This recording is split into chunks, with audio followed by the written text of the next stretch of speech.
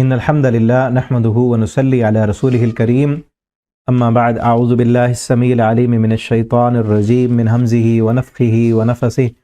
بسم اللہ الرحمن الرحیم ویسألونک عن الروح قل الروح من امر ربی وما اوتیتم من العلم الا قلیلا۔ تفسیر القرآن کا سبق آج انشاءاللہ ہم سورہ بنی اسرائیل رکوع نمبر 10 پڑھیں گے۔ پہلے اس کا لفظی ترجمہ دیکھتے ہیں، پھر انشاءاللہ اس کی تفسیر پڑھیں گے۔ وَيَسْأَلُونَكَ عَنِ الرُّوحِ، وہ آپ سے پوچھتے ہیں عن الروح، روح کے بارے میں۔ قل، آپ کہہ دیجئے، الروح من امر ربی، روح میرے رب کے حکم سے ہے۔ وما اوتیتم، اور نہیں تم دیے گئے، من العلم، علم سے، الا قلیلا، مگر بہت تھوڑا۔ وَلَئِن شِئْنَا، اور یقیناً اگر شئنا ہم چاہیں، لنذهبن، تو ضرور بضرور ہم لے جائیں، بالذی، اس کو جو اوحینا، ہم نے وحی کیا، الیک، آپ کی طرف،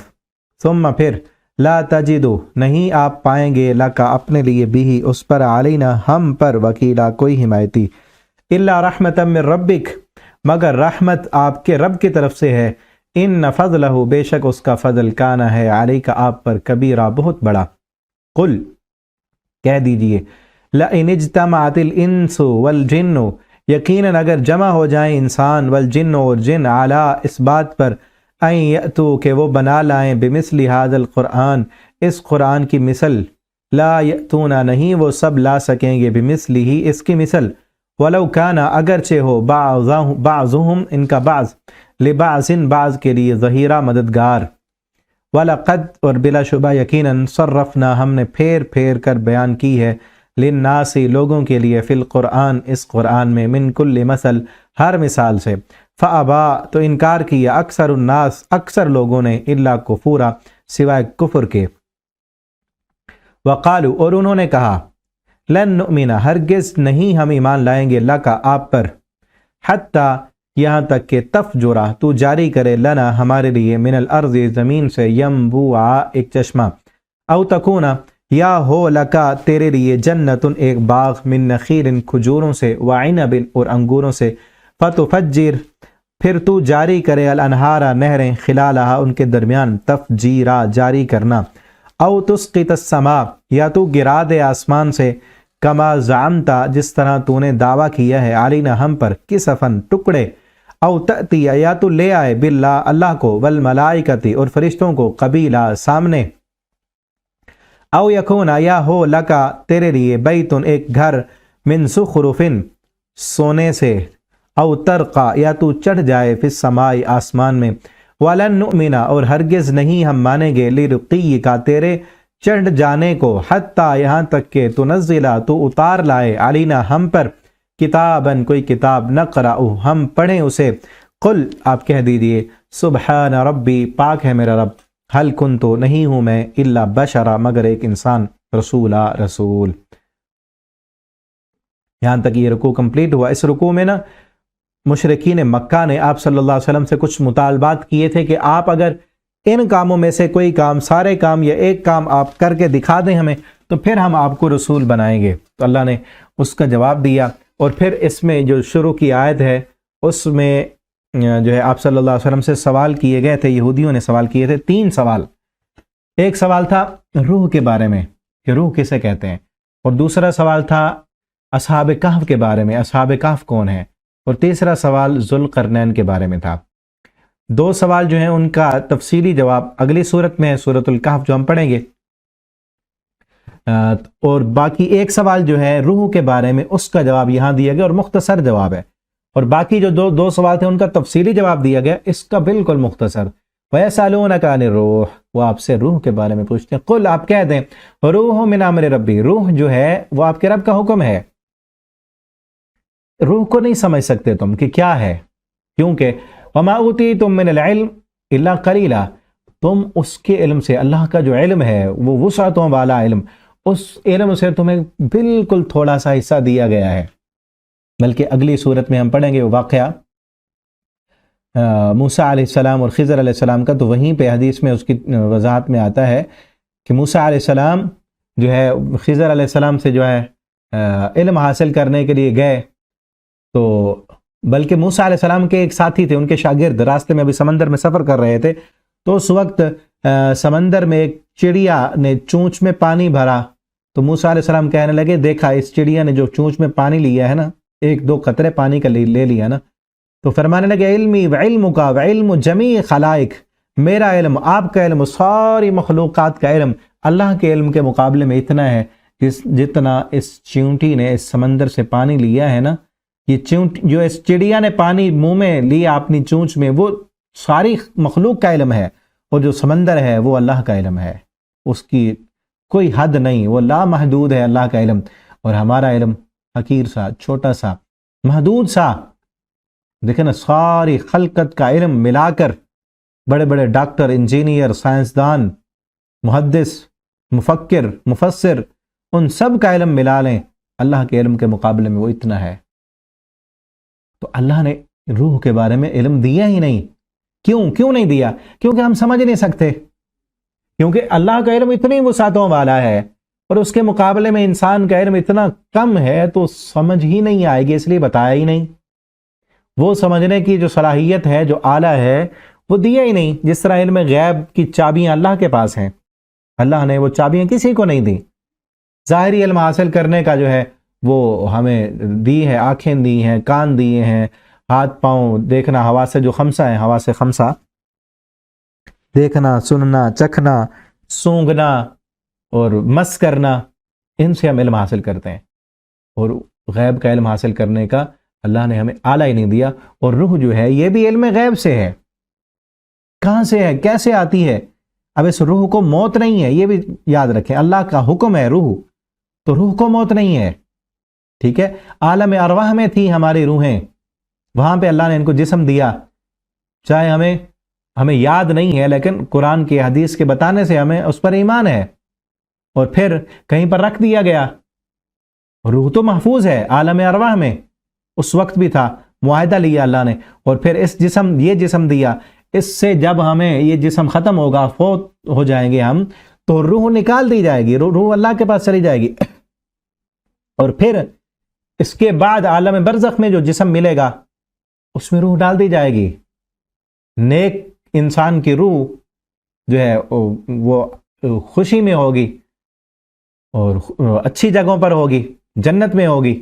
اور برے انسان کی روح کو جہنم میں ڈال دیا جائے گا، عذاب ہوگا اسے، اس کی جس طرح قبر میں ہے، اس کی قبر کو، نیک انسان کی قبر کو جنت کا جو ہے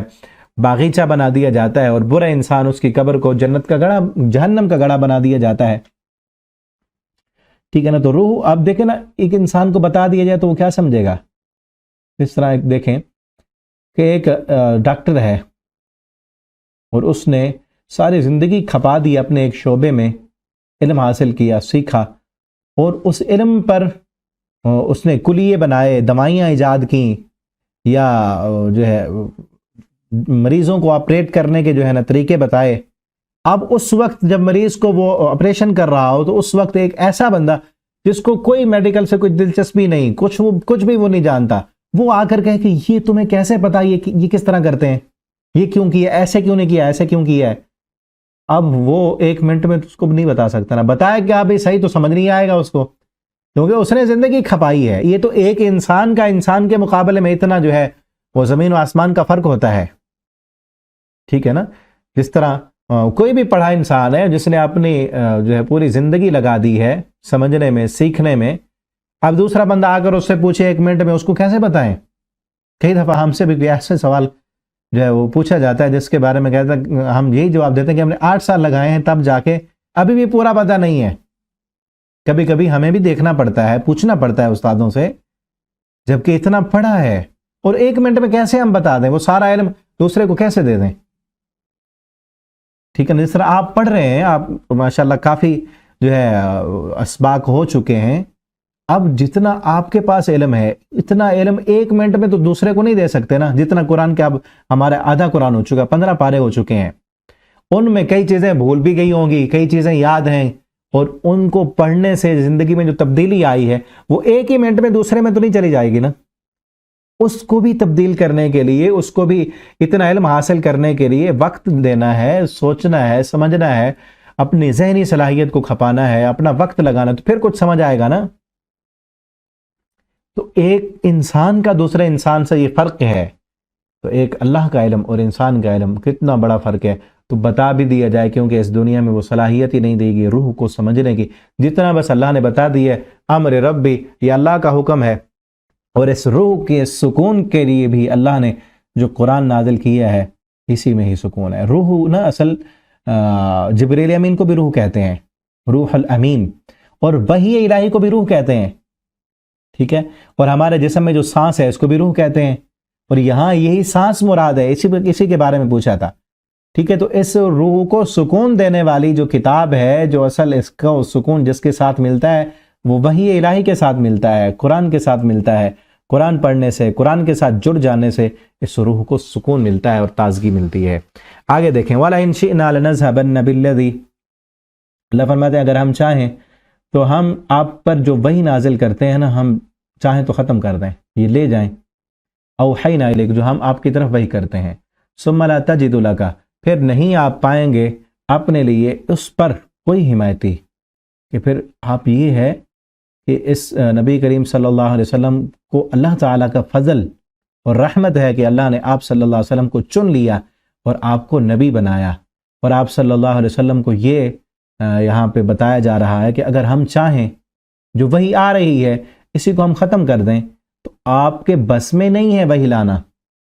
ٹھیک ہے۔ تو اصل بات بتانا یہ مقصود ہے کہ آپ کو جو حکم دیا جا رہا ہے آپ اسی پر فوکس رکھیں، کیونکہ آگے جو بات آ رہی ہے نا وہ قریش مکہ کے مطالبات تھے، اور پیچھے بھی ہم پڑھ آئے ہیں سورہ اعراف میں، انعام میں، انہوں نے مطالبات کیے تھے، آپ صلی اللہ علیہ وسلم کا دل میں یہ خیال تھا کہ ان کی مرضی کا کوئی معجزہ ان کو چلو دکھا دیا جائے، شاید کہ یہ مان جائیں،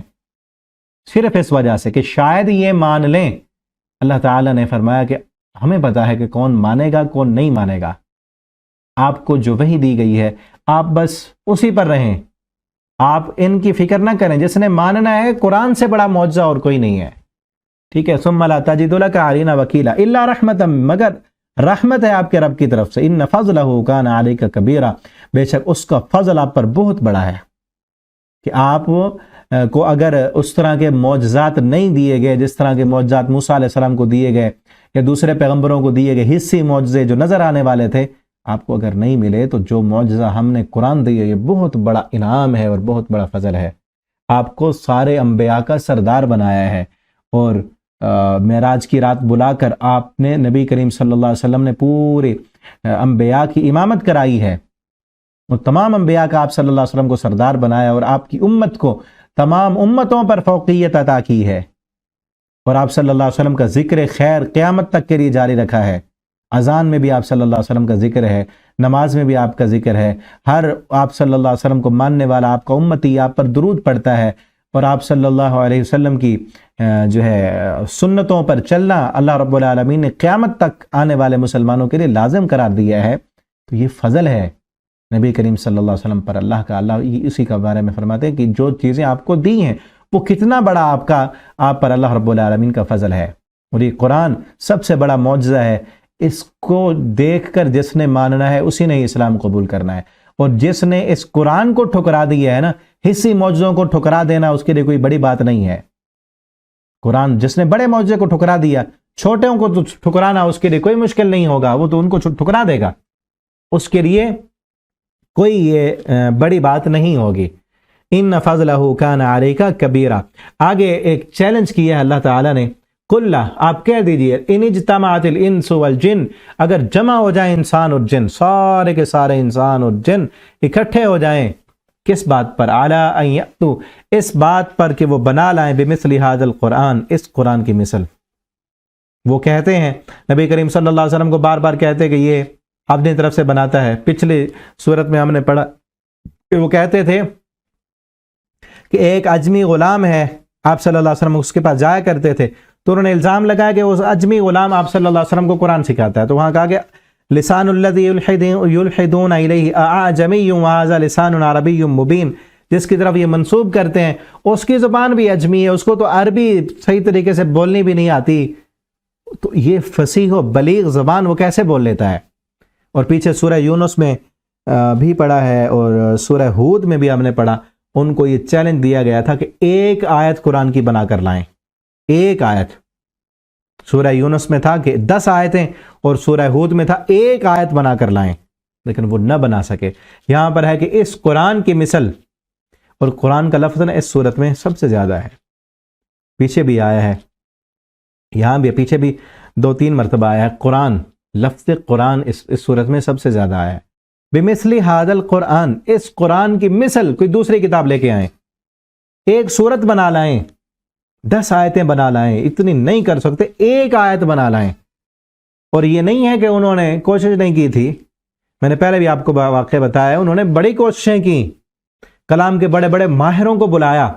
بلکہ ایک بندہ نے ان میں سے کہا کہ مجھے نا میرا خرچہ بھی، گھر کا بھی، میرا بھی، اور مجھے ایک کمرہ مختص کر کے دیں، اور فلاں فلاں چیزیں دیں، خادم دیں، سارا پروٹوکول لے کر ایک کمرے میں بند رہا۔ کافی عرصے کے بعد وہ باہر جب نکلا تو اس نے چند جملے بنائے تھے، ایسے جملے، اس نے کہا الفیل ومل فیل وما ادراک مل فیل، ہاتھی کیا ہوتی ہے، ہاتھی آپ کو کیا پتا کہ ہاتھی کیا ہوتا ہے، لہو ذنب طویل، اس کی جو ہے نا سونڈ بڑی لمبی ہوتی ہے، اس کے پاؤں موٹے ہوتے ہیں، اس کی جو ہے پیٹھ ہے وہ بہت بھاری ہوتی ہے۔ یہ اس نے بنایا عربی میں، اس کے اپنے اس پہ تف کرنے لگے کہ یہ کیا تو نے بنایا، کیا بکواس کر رہا ہے۔ انہوں نے کلام کے جو بڑے ماہر، اتنے ماہر کہ دوسروں کو اجمی کہتے تھے، انہوں نے وہ اس بات پر عاجز آ گئے کہ قرآن جیسی بات، قرآن جیسا کلام ہم نہیں لا سکتے۔ ٹھیک ہے نا، آج اگر کوئی اٹھے، کوئی بدبخت کافر اٹھ کر کے کہ ہم جو ہے اس جیسی کلام ہم بنا سکتے ہیں، تو اس کی باتوں پر ہی دھیان دینا بیوقوفی ہے، اور پھر میڈیا کا دور ہے، اس کی باتوں کو آگے پھیلانا تو وہ بھی گناہ ہے، گستاخی ہے، کیونکہ بڑے بڑے کلام کے ماہر عاجز آ گئے، اور قیامت تک کے لیے یہ چیلنج ہے کہ اس قرآن جیسی کوئی کتاب نہیں لا سکتا، کیونکہ یہ قرآن کسی انسان نے بنایا ہی نہیں، یہ قرآن تو اللہ کا کلام ہے۔ اب دیکھیں نا، قرآن میں کئی ایسی چیزیں ہیں، قرآن 1400 سال پہلے نازل ہوا ہے، اور آج جدید دور میں، جدید مشینری کے دور میں، سائنس اور ٹیکنالوجی کے دور میں دنیا جہاں تک پہنچی ہے، 1400 سال پہلے قرآن نے وہ چیزیں بتا دی تھیں۔ سمندروں کے اندر تہیں ہیں، ان تہوں کے اندر اندھیرا ہے، لجی یغشاہ موج من فوقہ موج من فوقہ سحاب ظلمات بعضها فوق بعض، سورۃ النور میں آگے جا کے ہم پڑھیں گے، اس سمندر کے نیچے تہیں ہیں، آج جا کے پتہ چلا ہے کہ تہیں ہیں۔ سائنسدانوں نے جدید مشینوں کے ذریعے، ٹیکنالوجی کے ذریعے معلوم کیا کہ ان تہوں کے اندر اندھیرا ہے، پانی کا پریشر ہے۔ 1400 سال پہلے کیسے پتا چلا؟ اس کا معنی یہ ہے کہ یہ اس ذات کی طرف سے یہ قرآن آیا ہے کہ جو اس کائنات کو بنانے والا ہے، ورنہ 1400 سال پہلے انسان کو کیا معلوم تھا سمندروں کے اندر بھی تہیں ہوتی ہیں۔ ان چیونٹیوں کا آگے پڑھیں گے ہم سورہ نمل میں، چیونٹیوں کا ذکر ہے کہ وہ بھی آپس میں باتیں کرتی ہیں، آج سائنس نے معلوم کیا ہے، یہ بھی انسانوں کی طرح رہتی ہیں۔ یہ شہد کی مکھی، پیچھے ہم پڑھا ہے نا شہد کی مکھی کا ذکر، تو شہد کی مکھی چھتا بناتی ہے، وہ کس طرح کام کرتی ہے، کتنی کاریگری کے ساتھ، اس کی ایک ملکہ ہوتی ہے، وہ کام ذمہ لگاتے ہیں، آگے ان کا کام بانٹا ہوا ہوتا ہے۔ یہ ساری چیزیں آج جدید دور میں ہمیں پتہ چلی، قرآن نے 1400 سال پہلے بتا دیا۔ ٹھیک ہے نا، تو قرآن اس دور میں بھی کلام کے اس میں کلام کی فصاحت و بلاغت ہے۔ اس وقت یہ چیلنج تھا کہ اس جیسی فصیح اور بلیغ زبان تم لا کر دکھاؤ، اور آج یہ چیلنج ہے کہ جو چیزیں سائنس آج کچھ ایسی بھی ہیں جہاں تک آج سائنس بھی نہیں پہنچی، قرآن نے وہ چیزیں بھی بتلائی ہیں۔ تو اس دور میں بھی قرآن چیلنج ہے کہ اس جیسا کلام کوئی نہیں لا کے دکھا سکتا۔ بمثل ھذا القرآن، اس قرآن جیسے کوئی اور کتاب لا۔ لیکن اب پچھلے دنوں کا 2010 میں مناظرہ ہوا تھا ڈاکٹر ذاکر نائک حافظہ اللہ کا ایک عیسائی پادری کے ساتھ، بہت بڑا، امریکہ کا سب سے بڑا جو پادری تھا، پوپ تھا، ان کے ساتھ اس کا مناظرہ ہوا، اور موضوع کیا تھا؟ کیا قرآن اللہ کی سچی کتاب ہے یا بائبل؟ بائبل میں تو تحریف ہو چکی ہے، وہ اصل جو اللہ کی طرف سے نازل ہوئی تھی وہ نہیں ہے، اپنی طرف سے بنائی ہوئی تحریف شدہ ہے۔ تو ثابت ہوا، اس میں وہ مناظرہ جیت گئے، اور اس نے مانا کہ قرآن اللہ رب العالمین کی کتاب ہے اور سائنس کے ساتھ بالکل موافقت رکھتی ہے، اور بائبل کی کئی باتیں ایسی ہیں جو سائنس بھی ان کو ماننے کے لیے، تسلیم کرنے کے لیے تیار نہیں ہے، اور عقل، انسانی عقل بھی ان کو نہیں مانتی۔ قرآن عقل کے بھی مطابق ہے، فطرت کے بھی مطابق ہے، سائنس کے بھی مطابق ہے۔ ٹھیک ہے نا، کیونکہ قرآن اللہ کی کتاب ہے۔ ہاں، اگر کوئی چیزیں سائنس کے خلاف بھی ہوں تو قرآن پھر بھی اللہ کی کتاب ہے، کیونکہ سائنس پہلے کچھ کہتی ہے، پھر کافی عرصے کے بعد نظریات چینج ہو جاتے ہیں، نظریات بدل جاتے ہیں، ٹھیک ہے نا، کیونکہ ابھی انسان غلطی کر سکتا ہے۔ اس میں اس کتاب میں ڈاکٹر ذاکر نائک کے جو مناظرہ ہے اس میں بھی یہ بات زیر بحث آتی ہے کہ پہلے سائنسدان کہتے تھے کہ زمین گول نہیں ہے بلکہ چپٹی ہے، زمین گول نہیں ہے، اور کئی عرصے کے بعد سائنسدانوں نے کہا کہ نہیں زمین گول ہے، ٹھیک ہے نا۔ تو کئی اور بھی چیزیں ہیں، بلکہ ان کی کتاب ہے ایک اسلام اور ماڈرن سائنس، اس کتاب کو پڑھیں تو اس میں کئی چیزیں قرآن نے جو ثابت کی ہیں، جو چیلنج دیے ہیں، اس میں وہ موجود ہیں، آپ اس کا مطالعہ کر سکتے ہیں۔ وَلَوْ كَانَ آگے فرمایا لَوْ كَانَ بَعْضُهُمْ لِبَعْضٍ ظَهِيرًا، اگرچہ بعض کے مددگار، ظہیر اصل پشت کو کہتے ہیں، پشتی بان بن جائیں، سارے دنیا کے لوگ چند بندوں کو اکٹھا کریں، وہ یہ کام کریں، باقی سارے ان کی مدد کریں، تب بھی قرآن کی ایک آیت بھی وہ نہیں بنا سکتے، قرآن جیسی بات نہیں لا کے دکھا سکتے۔ وَلَقَدْ صَرَّفْنَا، اور بلا شبہ ہم نے پھیر پھیر کر بیان کیا ہے، للناس لوگوں کے لیے، فی ھذا القرآن، اس قرآن میں، پھر آ گیا قرآن کا لفظ، فی القرآن، اس قرآن میں، من کل مثل، ہر مثال، کہ اس قرآن میں کس طرح انداز بدل بدل کر ہم نے توحید سمجھائی ہے، کئی مثالیں دی ہیں، اپنی مخلوق کی مثالیں دی ہیں، کائنات کی مثالیں دی ہیں، اور سابقہ قوموں کے واقعات بیان کیے ہیں، ان پر آنے والی تباہیوں کا ذکر کیا ہے، ان کی نافرمانیوں کا ذکر کیا ہے، انداز بدل بدل کے، کس لیے؟ تاکہ یہ سمجھ جائیں۔ فَأَبَىٰ أَكْثَرُ النَّاسِ، اکثر انسانوں نے انکار کر دیا، قرآن کی آیتوں کا انکار کیا، اس انداز کا انکار کر دیا، ان مثالوں کا انکار کر دیا، الا کفورا، سوائے کفر کے، کفر کا انکار نہیں کیا، اپنے بتوں کا انکار نہیں کیا، اپنے کفر پر تو اٹے ہوئے اور ڈٹے ہوئے ہیں، لیکن قرآن کی آیتیں تبدیل کر کے ہم بتائیں، انداز بدل کر بتائیں، کوئی اور مثال بتائیں، کسی اور طریقے سے بتائیں، اس کا انکار کر دیتے ہیں۔ اس کا مطلب کیا ہے؟ یہ ضدی، ڈھیٹ، ہٹ دھرم بن چکے ہیں، جنہوں نے قرآن کے ہر انداز کا انکار کر دیا ہے۔ اب ان کے پاس ان کے من مانی مرضی کے معجزے ان کو دکھائے جائیں تب بھی یہ نہیں مانیں گے۔ قرآن سب سے بڑی کتاب ہے، سب سے بڑا معجزہ ہے، قیامت تک کے لیے معجزہ ہے۔ اس کو جس نے نہیں مانا، انکار کر دیا، ڈھیٹ بن گیا، اس کی مرضی کا معجزہ بھی اس کو دکھایا جائے نہیں مانے گا۔ اب وہی مرضی کے معجزے جو ہیں ان کا مطالبہ کیا جا رہا ہے۔ وقالو، اور انہوں نے کہا، ڈھیٹ بن گئے، اس بڑے معجزے کو ٹھکرا دیا، اور کیا کہا؟ لن نؤمن لک، ہم آپ پر ایمان نہیں لائیں گے، یہاں تک کہ تفجر لنا من الارض ینبوعا، آپ ہمارے لیے زمین سے چشمہ، اس مکہ کی سرزمین پتھریلے علاقے میں چشمہ جاری کریں، آنکھوں کے سامنے ان پہاڑوں سے چشمہ نکل آئے، پھر مانیں گے۔ ینبوع سعودیہ میں ایک شہر کا نام بھی ہے، وہاں بھی چشمے ہیں، اس لیے اس شہر کو ینبوع رکھا گیا ہے اس کا نام۔ او تکون، یا ہو، لکا آپ کے لیے، دوسرا مطالبہ کیا تھا؟ یا آپ کے لیے ایک باغ ہو، من نخیل، ان کھجوروں کا، انگوروں کا، فتفجر، پھر صرف باغ نہ ہو، فتفجر الانہار خلالہا، ان باغوں کے درمیان نہر جاری کر دے، اس میں پانی آئے اور تیرے باغوں کو لگے، عیش و عشرت والی زندگی ہو، پتہ چلے کہ مکہ کا کوئی سردار ہے۔ اور یا اگلا مطالبہ کیا تھا؟ تسقط السماء، یا پھر آسمان پر نہ، آسمان سے ایک ٹکڑا گرا دے، کس افن ایک ٹکڑا، آسمان سے ایک ٹکڑا، جس طرح آپ کہتے ہیں کہ عذاب آئے گا، قیامت آئے گی تو آسمان پھٹ جائے گا، تو ہم نہیں مان رہے،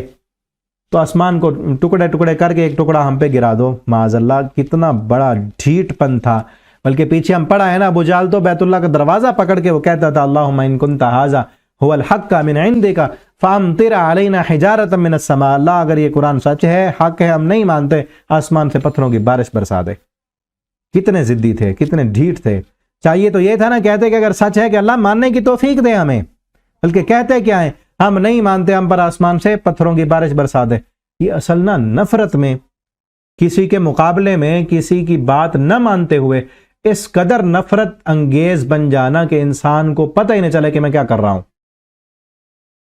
تب یہ کام ہوتا ہے کہ انسان یہ نہ سوچے، یہ نہ دیکھے کہ میں جو بات کر رہا ہوں وہ عقلی طور پر درست بھی ہے یا نہیں ہے، بلکہ صرف اس کے ذہن میں یہ ہو کہ اس کی مخالفت کرنی ہے۔ جس طرح ایک بندہ کہے کہ میں نہیں مانتا بات، میرے اوپر آسمان سے یہ چھت گرا دو، میرے اوپر مجھے مار دو کوئی چیز، پھر بھی نہیں مانوں گا۔ وہی ہے نا، ہم نہیں مانتے، آسمان سے ایک ٹکڑا گرا دو ہم پر، نہیں مانتے ہم۔ اگلا مطالبہ کیا تھا؟ او تأتی باللہ، یا تو لے آئے اللہ کو، اللہ تعالیٰ خود آئے ہمارے پاس، والملائکہ، اور فرشتوں کو، قبیلہ، سامنے اللہ تعالیٰ بھی آئیں، جس طرح ہے نا قرآن میں کہ قیامت کے دن اللہ تعالیٰ آئیں گے، فرشتے بھی صف بستہ ہوں گے، انہوں نے کہا ابھی ہمارے پاس آئیں، دکھائیں، اور وہ آ کر کہیں اللہ تعالیٰ کہ یہ میرے پیغمبر ہیں، میرے رسول ہیں، میرے قاصد ہیں، اس کی بات مانو، تب مانیں گے ہم۔ کتنی ضد تھی، کتنی ڈھیٹ پن تھا۔ اگلا مطالبہ کیا تھا؟ او یکون لک بیتم، یا پھر آپ کے لیے ایک گھر ہو، من زخرف، سونے کا، زخرف اصل کہتے ہیں ملمع کی ہوئی چیز، سونے کا کلر کیا ہوا یا خوبصورت ڈیکوریٹڈ گھر ہونا چاہیے، عالیشان بنگلہ ہونا چاہیے، اعلیٰ گھر ہونا چاہیے آپ کا، آپ کیونکہ پتہ چلے نا کیونکہ سردار ہے، اور پھر آپ کی بات ہم مانیں تو دنیا کے سامنے بھی کوئی سٹیٹس اور معیار بڑھے، جس طرح آج کل دنیا دار لوگوں کا ذہن ہوتا ہے کہ اعلیٰ گاڑی ہو، بڑی گاڑی ہو اونچی، اور جو ہے آگے پیچھے لاؤ لشکر ہو، گھر اونچا ہو، پیسہ ہو، دولت ہو، شہرت ہو، تب جو ہے پتہ چلے گا کہ کوئی ہے۔ جبکہ آپ صلی اللہ علیہ وسلم کیا تھے؟ آپ کے پاس تو کھانے کے لیے بھی کئی دن آپ صلی اللہ علیہ وسلم کے گھر میں چولہا نہیں جلتا تھا، آپ کے صحابہ بھی غلام، فقیر، درویش، کئی دن بھوکے اور پیاسے، پیٹ پہ پتھر بندھے ہوئے، حالت یہ تھی۔ اور مطالبات ان کے کیا تھے کہ تب ہم مانیں گے، تو اصل دنیا طلبی ہے نا۔ او ترقی فی السماء، اگلا مطالبہ یہ تھا کہ تو چڑھ جائے آسمان پر، اور پھر بھی ہمارے سامنے آنکھوں سے سیڑھی لگا کے آسمان پہ چڑھے تو پھر بھی ہم نہیں مانیں گے۔ لرقی کا، صرف لرقی کا، تیرے صرف چڑھ جانے سے نہیں مانیں گے، حتیٰ یہاں تک کہ تنزل علینا کتابا نقرأ، پھر آسمان سے جا کر نا پوری کتاب لے کے آ، جسے ہم پڑھیں، خود دیکھیں۔ اور پیچھے ہم پڑھا ہے 7ویں پارے میں، جہاں سے سورت شروع ہوتی ہے دوسرے رکوع میں، کہ ہم اس کتاب کو چھوئیں، مصحف ہو، ہم خود اس کو چھوئیں، آنکھوں سے دیکھیں، پڑھیں، پھر مانیں گے۔ یہ سارے مطالبات انہوں نے کیے، اللہ نے ان کے مطالبات کا صرف ایک ہی جواب دیا، قل، آپ کہہ دیجئے، سبحان ربی، میرا رب پاک ہے، میرا رب پاک ہے۔ کیا مطلب؟ کہ تم جو کہہ رہے ہو اس کا مطلب یہ نہیں ہے کہ اللہ تعالیٰ نہیں کر سکتے۔ اللہ تعالیٰ اس بات پر قادر ہیں کہ وہ میرے لیے سونے کا گھر بنا دیں، اللہ اس بات پر قادر ہیں کہ مکہ کی سرزمین میں، اس پتھریلے علاقے میں چشمہ جاری کر دیں، اللہ اس بات پر قادر ہیں۔ اللہ تعالیٰ، ایسی بات نہیں ہے کہ اللہ تعالیٰ نہ چشمہ جاری کر سکیں، کیونکہ اللہ تو چشمہ جاری نہ کر سکنا ہے تو عیب ہے، اللہ تعالیٰ ہر عیب سے پاک ہیں، یہ معنی ہے، اللہ ہر عیب سے پاک ہیں۔ تم کیا سمجھتے ہو کہ اللہ تعالیٰ یہ کام نہیں کر سکتے؟ اللہ سونے کا گھر نہیں بنا سکتے؟ اللہ اس پتھریلی سرزمین میں میرے لیے باغات جاری نہیں کر سکتے؟ کر سکتے ہیں، لیکن میرا یہ مطالبہ نہیں ہے کہ میرے پاس اللہ کے خزانے ہیں، پیچھے ہے 7ویں پارے میں یہی ہے کہ میں نے کب تم سے کہا ہے کہ میرے خزانے، میں اللہ کے خزانوں کا مالک ہوں یا میں غیب دان ہوں؟ میں نے تو یہ دعویٰ ہی نہیں کیا۔ حل کنتو، نہیں ہوں میں، الا بشرا، مگر انسان، میں تو انسان ہوں۔ میں نے کب کہا میں فرشتہ ہوں؟ میں نے کب کہا کہ یہ باغات جاری کرنا، چشمے جاری کرنا میرے اختیار میں ہے؟ سبحان ربی، میرا رب تو پاک ہے، میرا رب یہ سارا کچھ کرنے پر قادر ہے، لیکن اس نے نہیں کیا۔ اور سب سے بڑا معجزہ تمہیں عطا کیا ہے، اور اس کو دیکھ کے ماننا ہے تو مانو، حل کنتو الا بشر رسولا، میں تو ایک بشر ہوں، انسان ہوں، میرے بس میں نہیں ہے چشمے جاری کرنا، میرے بس میں نہیں ہے باغات جاری کرنا، میرے بس میں نہیں ہے سونے کے محل بنانا، میں تو رسول ہوں۔ مجھ سے پہلے جتنے بھی رسول آئے تھے وہ بھی میری طرح کے بشر ہی تھے، میری طرح کے انسان ہی تھے۔ فرق کیا ہے وہ پیچھے بتا دیا کہ اللہ کا انعام اور فضل آپ پر یہ ہے، وہ بہت بڑا ہے، کہ آپ پر اللہ کا فضل اور انعام بہت بڑا ہے، اور وہ کیا ہے کہ قرآن، کتاب ہدایت، آخرت کی تیاری کرنے والی کتاب، زندگی کا مقصد بتانے والی کتاب، انسان کو زمین کی پستیوں سے اٹھا کر آسمان کی بلندیوں تک پہنچانے والی کتاب، وہ قرآن، سب سے بڑا معجزہ وہ اللہ نے مجھے عطا کیا ہے۔ لیکن اس کا مطلب یہ نہیں ہے کہ اللہ نے مجھے اپنے خزانوں کا مالک بنا دیا ہے، مجھے اللہ نے اپنے خزانوں کا مالک نہیں بنایا۔ قرآن دینے کا مطلب یہ نہیں کہ اللہ نے مجھے غیب دان بنا دیا، نہیں۔ اس رحمت کرنے کا یہ مطلب نہیں کہ اللہ نے مجھے فرشتہ بنا دیا، یا اللہ نے مجھے اختیارات دے دیے یا میں خدائی اختیارات کا مالک بن گیا. نہیں، تم اپنے ذہن کو درست کر لو. حل کنت الا بشر رسولا، میں تو بشر ہوں. میں نے کب دعویٰ کیا کہ میرے پاس اللہ کے خزانے ہیں؟ میں نے اللہ رب ہونے کا دعویٰ تو نہیں کیا نا. تو مجھ سے یہ مطالبات کرتے ہو کہ میں یہاں جو ہے باغات لگا دوں، میں چشمے جاری کر دوں. میرے پاس تو یہ اختیار نہیں ہے. اور جس رب کے پاس اختیار ہے اس نے یہ فیصلہ کیا ہے کہ یہ معجزے، یہ حصی معجزے، یہ دنیا کی چیزیں یہ تمہیں نہیں دکھانی.